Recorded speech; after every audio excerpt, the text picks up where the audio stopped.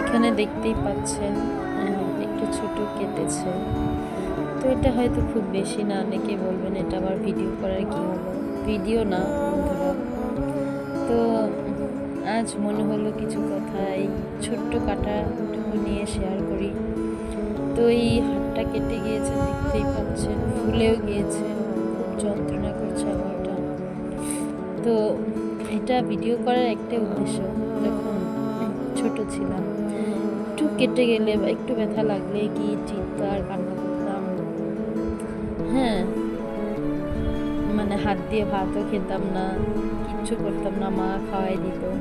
তো আজ দেখুন আমাদের মেয়েদের এতটাই শক্ত হতে হয়েছে, এই হাতটা কেটে গিয়েছে, হাত দিয়ে রান্না করা, বিশেষ করে যখন মাছ রান্না করা, মশলা মাখানো, বেগুন ভাজা মশলা মাখানো, তখন তো জানেনই হলুদ মরিচ লবণ সব কিছু একসাথে মাখাতে হয়।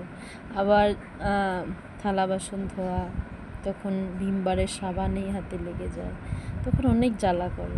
কিন্তু ওই যে ছোটোবেলাটার কথা আর বড় হয়ে একটাই ভাবছি যে দেখো ওইটুকু সহ্য করতে পারতাম না, কান্না করতাম। কিন্তু দেখেন এখন কেটে গিয়েছে, ফুলেও গিয়েছে, কিন্তু সংসারের কাজ কি থেমে আছে? দায়িত্ব কি থেমে আছে? এখন মনে হয় না, এখন আর ছোট্টটি নেই, অনেক বড় হয়ে গিয়েছি, একটা বাচ্চার মা। তো আমার অনেক দায়িত্ব আমার স্বামীর, আমার সন্তানের উপর, আমার পরিবারের উপর। তো যাই হোক,